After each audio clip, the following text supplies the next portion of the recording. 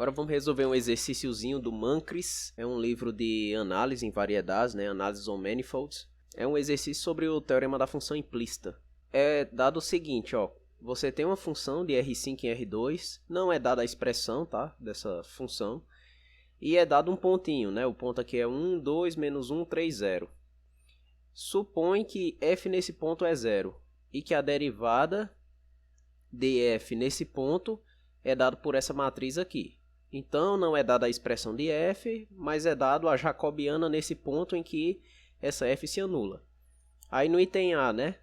Mostrar que existe uma função g de um conjunto aberto B em R2 de classe C1, de modo que f aplicada em x1, g1, g2, g1 e g2 são as coordenadas de g, né? Essa g aqui, como está caindo no R2, então ela aplicado em algum ponto do aberto de R3, digamos que esse ponto seja x, necessariamente ela é desse tipo, né? G1 de x, G2 de x, né? E de modo que f aplicado nisso, né, dá 0. Isso para x1, x2, x3 pertencente a B, né? Esse B aqui já está dizendo, né, vai ser um aberto de R3, e G aplicado em 1, 3, 0, isso é igual a 2. Bom, então aqui é clássico, né? O teorema da função implícita. Se a gente conseguir aplicar, a gente já vai ganhar tudo isso aqui de forma imediata. Então vamos lá resolver esse item A.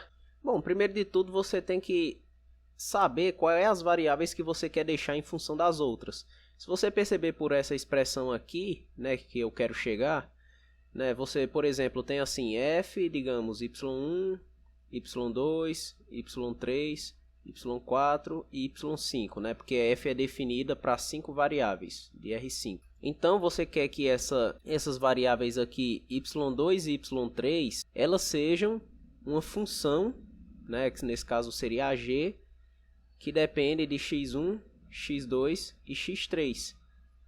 Né? Você quer que essas duas variáveis sejam dadas por essa função aqui, que vai ter duas coordenadas, né? As coordenadas g1 e G2. Então lembra aí do enunciado do teorema da função implícita.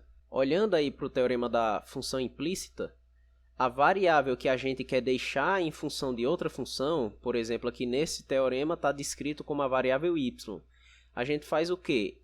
A gente faz a derivada de f só com respeito a essas variáveis que a gente quer colocar em função de outras, e a gente pega o determinante.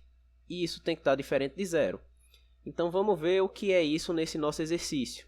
Ó, as variáveis que a gente quer colocar como função das outras são essas duas aqui do meio, né? y2 e y3 para essa escrita de f aqui. Olhando aqui na matriz jacobiana, que é essa matriz aqui, quem é que corresponde às derivadas com respeito a essas duas variáveis em específico? Aí é só lembrar, né, como é que se escreve essa jacobiana aí. Essa jacobiana, como f é de R5 em R2, ó, isso seria a tua f, como está caindo em R2, ela tem duas coordenadas, a função, digamos, f1 e f2.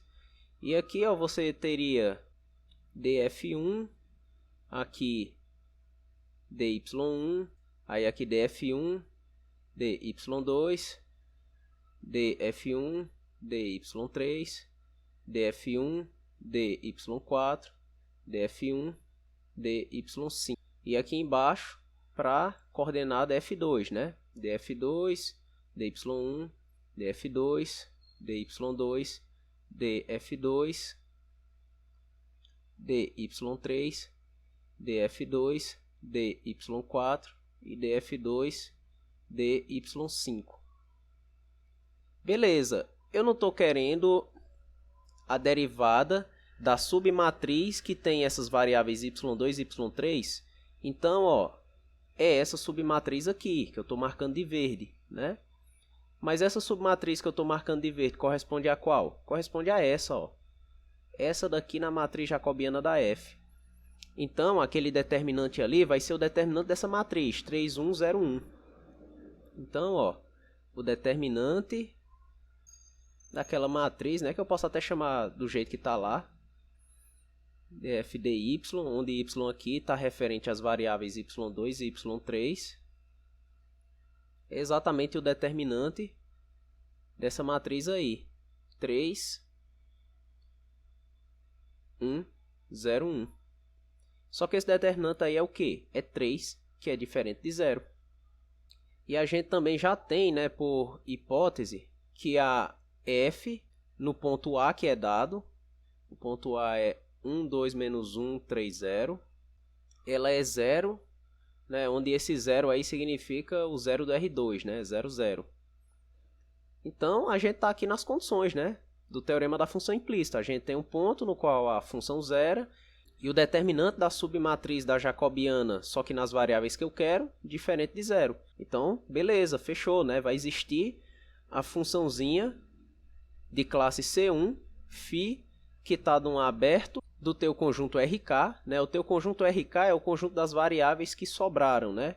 No caso, como a gente ia de y1 até y5 e esse y se referiu à variável y2 e y3, as três variáveis restantes, né? Tá? Então, ó, a conclusão é direta, tá? Pelo teorema da função implícita. Nesse caso, ó, existe aberto. Só para denotar igual exercício, lá no teorema que eu mostrei tá W, mas vamos chamar de B, tá? Esse B está contido em R3. E esse B, ó, é o que vai conter as variáveis que estão nessa posição, ó, na primeira posição, na penúltima e na última. Então, ó, vai existir esse aberto e a função que eu vou denotar, né, do jeito que está aí no exercício, g de B em R2 de classe C1, tal que g, ó, ela vai agir em quais variáveis? Vai agir nessa, nessa e nessa. Então, ó, a gente pode botar assim, ó, g ela age em y1, y4 e y5. E por que é que chegou, só para explicar, né, para ficar 100%, por que é que chegou em R2? Olha para o teorema da função implícita, né? Ela sai do conjunto, ó, das variáveis, sobraram, das que você não usou aqui no determinante daqui de cima, e chega, ó, no RM, né, no conjunto das variáveis que você usou. Como você usou duas variáveis, ó, ela chega em R2 para esse caso. Então, ó, essa g ela é desse jeito e ela deve ter duas funções coordenadas, né, que seria a g1, que ela age em y1, y4 e y5, e tem a g2, que também age em y1, y4 e y5. Aí o que é que ela faz, né, essa g? Olhando para o teorema da função implícita, quando você aplica no teu ponto x0, né, olhando aqui para essa equação, f de x0, y0 igual a 0, ela dá o y0. Então, ó, quando você faz g, aí olha para o teu ponto é 1, 2, menos 1, 3, 0.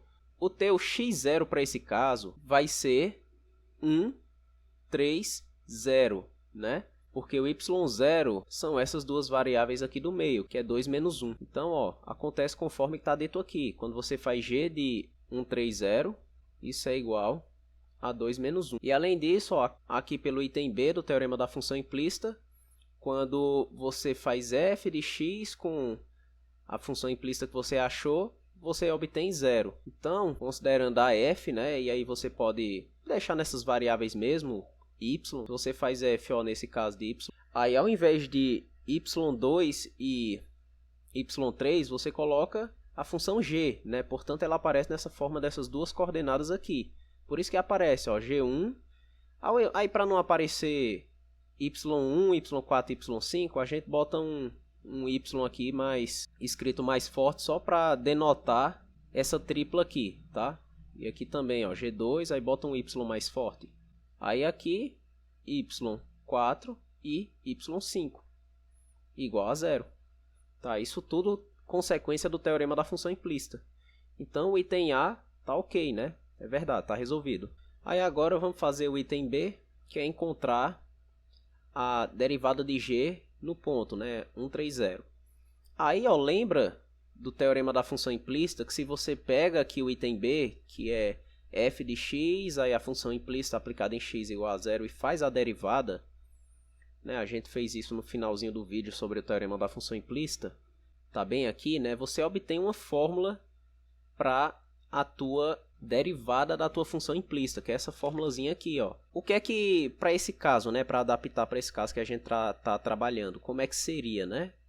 Seria o seguinte, você vai ter essa fórmula e você vai aplicar o ponto específico, né? E aí, ó, veja que você usa somente os pedaços da jacobiana de f, da f que é dada no exercício. Então, uma delas você vai inverter e vai multiplicar pela outra. Aí, aqui você inverte exatamente aquela 2 por 2 que a gente usou no item A. E essa outra aqui, somente você monta e deixa do lado. Então, ó, como é que seria para esse nosso caso? Que item B, por essa expressão que eu mostrei para vocês, a gente teria, ó, que a derivada em 130, o que é isso, né? Isso é a inversa dessa caixinha aqui que eu fiz em verde, né? Ou seja, é a inversa dessa submatriz da jacobiana. Então, ó, seria 3, 1, 0, 1 elevado a menos 1, multiplicando, aqui sobrou, né? O que é que sobrou? Vou marcar de cinza aqui, ó. Sobrou isso e isso aqui. Então, você monta na outra matriz.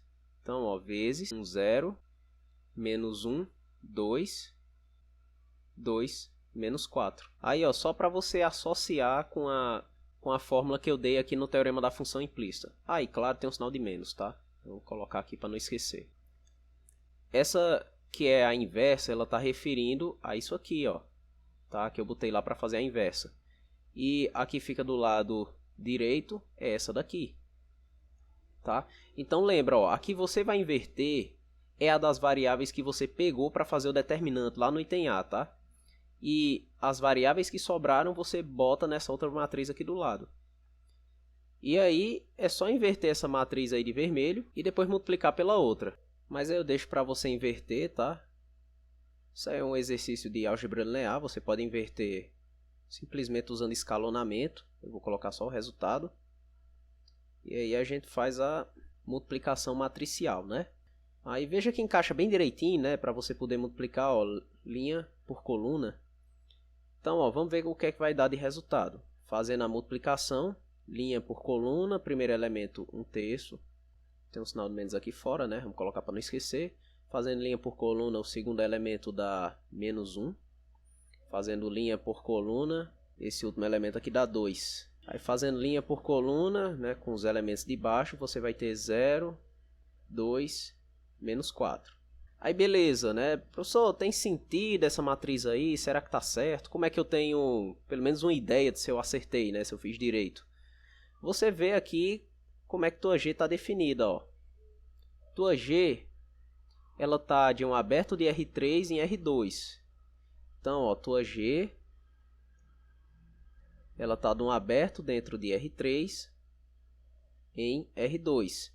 Quando você vai olhar a matriz da derivada, né, qual é a ordem dela, ela deve ter número de linhas igual ao que está no contradomínio, número de colunas igual no espaço que está aqui no domínio, né? Então, é de se esperar que a jacobiana da G tenha 2 linhas e 3 colunas, que é o que acontece, né, aqui. E de fato tá certinho, tá? A matriz da derivada aqui é menos essa matriz aqui. Então veja que interessante, né? Em algumas situações, quando é dado um exemplo mais específico, né, de fato você consegue encontrar a matriz derivada da tua G, né, da tua função implícita, apesar de não poder escrever quem é a expressão dela explicitamente, tá certo? E isso aí encerra esse nosso exercício.